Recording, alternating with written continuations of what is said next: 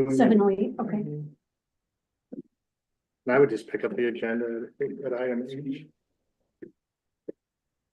But I thought you said we needed to approve, Well, we'll, and then we'll just get to it if that's. yeah, either way, I Okay. guess is fine. Okay. Yeah, we just do the vote now. Okay, Okay, welcome back. We closed, or we went into closed session and came out of closed session at 7:08. So now I will accept a motion to approve the resignation of Dustin Blevin. We'll make a motion that we accept the resignation letter that was presented by Mr. Blippen. I'll second that. All in favor, please say aye. Aye. Aye. Same sign. Motion carries.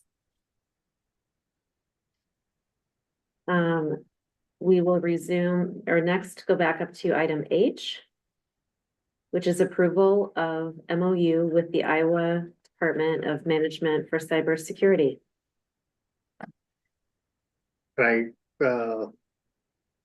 in our pre-board meetings, I mentioned that I would probably just defer to Sean on this one, so I'm gonna defer to Sean on this one.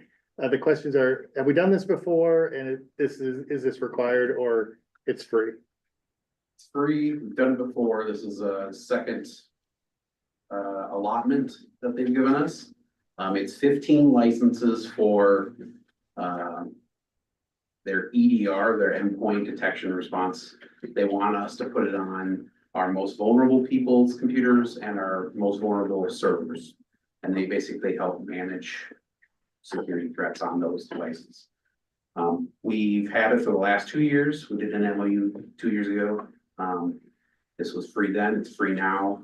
They're getting it through a grant. And part of the grant is that they provide it to all public schools that want to use this. It's kind of a win-win for us, because if we ever have any issues, they help us out, so.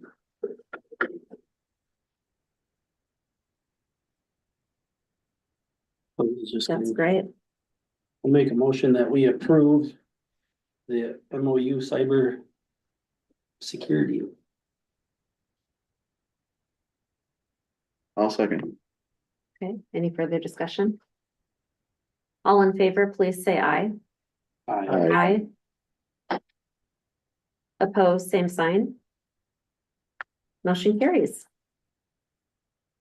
Next is approval of the modification to the 2025-26 capital or summer Pebble Save projects. One small modification, the potential, the in-school town vehicle, we had put down 6,500. It's actually 9,500. The one we are looking to purchase locally, just a used car with lensing. This is part of that program where the bus drivers, 3 of them are allowed to keep their bus at home. And then during the day, they leave their bus here and they run home in a car. We've not done that before per se. Other districts, that's kind of more common practice. So one of the things that I asked Chris to do was just kind of provide some numbers, and I kind of put that into my report. If you read all that way, and basically, it's cut down on a little over 9,000 miles. And so then he did the cost, just fuel savings. That's about over $3,200. Obviously, there's also with miles, the wear and tear, and you have to get rid of vehicles, and buses cost more. What I also, on the other side, I don't have like the additional insurance for a car, but I think you can see that we're saving a lot of miles off of putting on buses. So it's just recommended that we continue to do this. There have been a few times they're using existing vehicles, but there've been, if you saw in there, missed opportunities, about 1,200 miles where bus drivers did drive their buses home because we just didn't have a vehicle for them during the day, kind of those high traffic days. So he feels like not only will we still save the 9,000 miles, but we potentially could save another 1,200 miles of not putting on vehicles. So at kind of a low cost end. So that's the one modification to the Pebble and Save.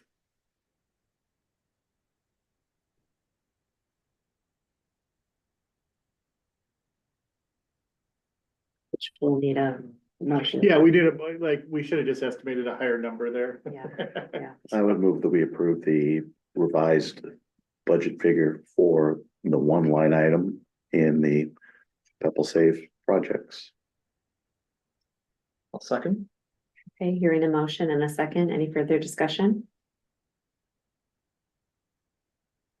All in favor, please say aye. Aye. Opposed, Brad mouthed aye. Opposed, same sign. Motion carries. Item J is approval of the ICN amendment. So we have a one-year agreement for our ICN, our internet, and this will be an extension for 3 more years at the same cost. 1 more year. 1 more year, One more same, year. 12 more months. 12 more months at the same cost. And we feel like that's a good deal. It's a good deal. We get a 60% discount in E-rate. So our total, before the E-rate discounts is $4,692.48. We get our 60% discount, and then we cost share with the other E-rate Metronet partners, and our share per month is $281.55 for 10 gigs of internet. And that's just one of That's ours. great. And I'm thankful we have those community partners that we can split this with. Right.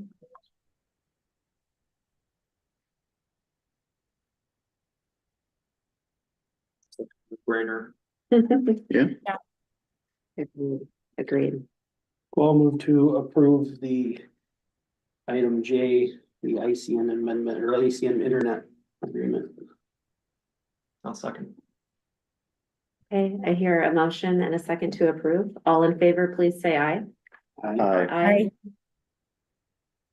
Opposed, same sign. Motion carries. Okay, I'm moving down to item 10, which is the superintendent's report. I'm not gonna read it all to you, but just update on the kindergarten registration. We've got 62 for kindergarten, 17 for TK, and then 5 undecided, unsure. So parents have until March 21st to respond with a request. As you recall, when we discussed last month, 18 is kind of the target for TK, so that's very close to being full, but of course, just because you request doesn't necessarily mean you get it. There's a process, a screening process that they'll go through. My recollection was that we thought there were 91, 92, yeah. kids that coming from our, That's our best Projected. estimate. And so when you add up the numbers, we're not to 92 yet. no, we're 10 short. Yeah. But that's not super uncommon that folks just haven't registered. Yeah. I'd be a little bit more concerned if we were 40 short. Kind of thing. What's So- the, do we have a stick that we're gonna use to try and drive the people to register by March 21st? Make their class. Oh, sure. No, we are, we have contact with partners to see like who's on the list and who should theoretically be going somewhere. And are reaching out to all of them, and we even have some of our families who have registered that we know are coming here, so we are cross-referencing to see if, who's still out there. But always, there's more that just come out of the woodworks too, that we just, move to town, things like that. So again, being down 10, I would guess, as Dr. Cogan said, we will most likely find those families somewhere. So we are reaching out and kind of cross-referencing doing all those things right now. And the tricky thing about this list too is it also doesn't include, like, these are the parent requests. We also have teacher recommendations and those things. So we're going through kind of all of those processes as far as like some of this might not include teachers who recommend, but parents went kindergarten, so that could change numbers a little bit too, as far as when you're looking at that data.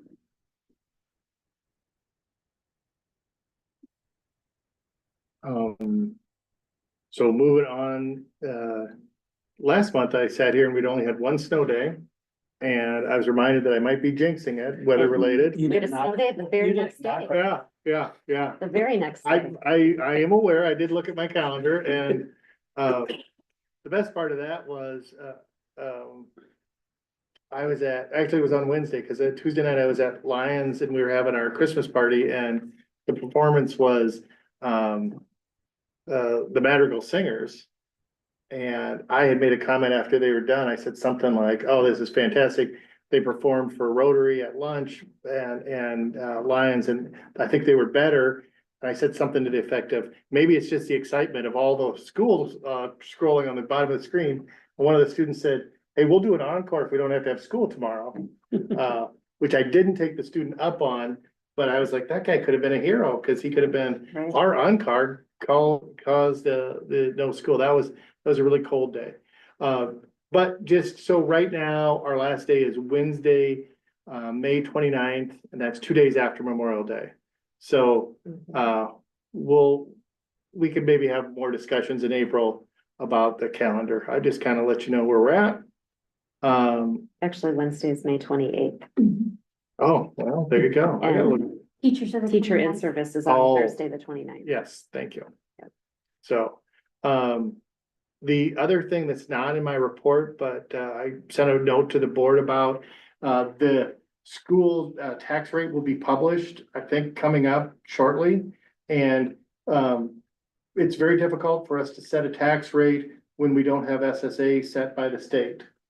And so we don't know if we're gonna get, we hope 2%, maybe 2.5. But we put in 0, being very conservative. And so when the tax rate comes out, this year it's $12.31.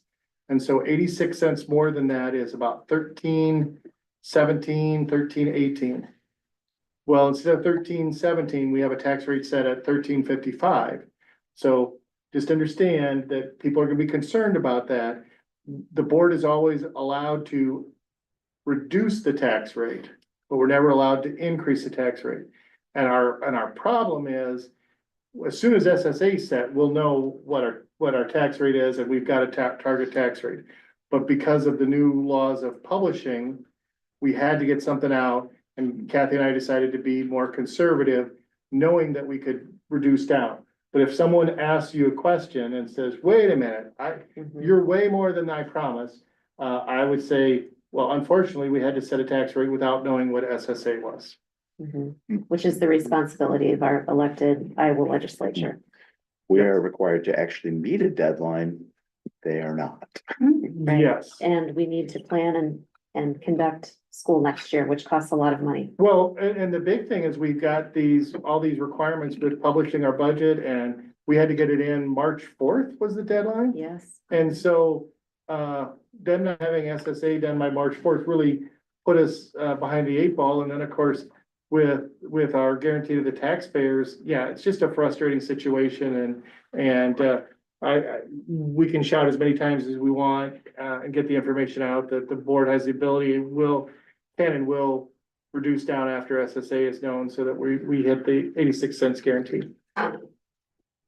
So I think that I'm gonna segue, because unless there's questions for me, those are the highlights for my report. Any questions for Tim?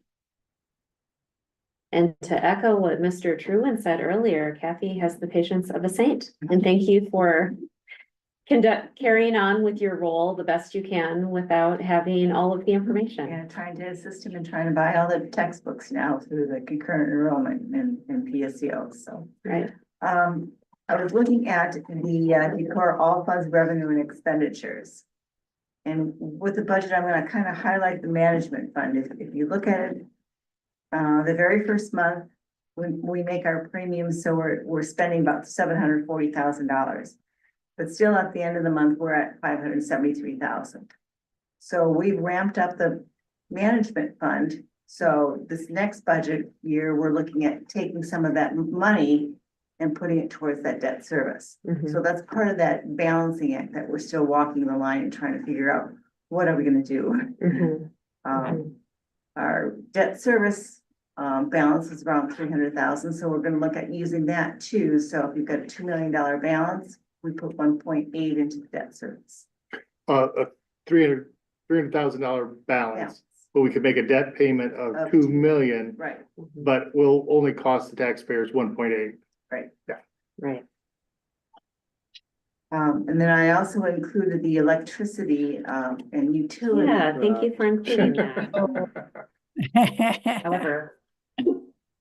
However, So, I mean, that's the snapshot by year, but if I have all the breakdowns by detail, because it seemed like every 4 years I was always getting this information for different groups in the community, so I decided I've got every electric bill back, I think 8 years, so we can really go back and look at the data if you needed.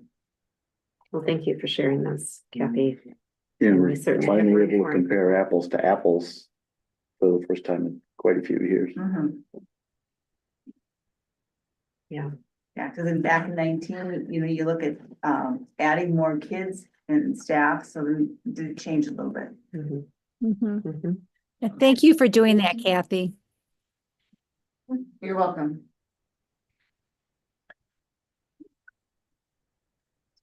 Oh, yeah, COVID too. I forgot about that.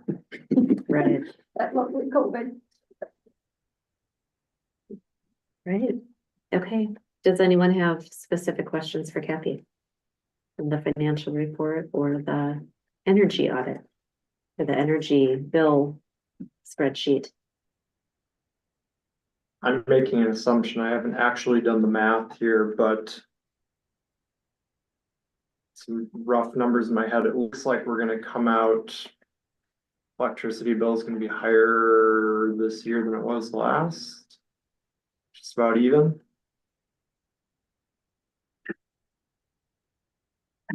Hard to tell. Yeah. I mean, yeah, if it was 70 degrees outside every day, it'd be a lot easier. Right, right. Depends on the weather and how much things are running. Yeah. Mhm. Mhm. And we were in an energy audit a couple of years ago, and they were working with Greg trying to say, okay, say at the middle school, don't start everything at 7 o'clock. Start staggering it, so it's every 10 minutes, so you don't put that surge through. Yeah. Yeah, it would be nice to revisit some of those recommendations or maybe have an Mhm. updated energy audit. I know Curtis is looking at replacing some bulbs with LEDs. So he's taking the bull by the horns on that too, just keep Great. going forward. Great. Any other questions or comments? Okay, I'll call the meeting adjourned. Thank you, everybody. Thank you. Bye.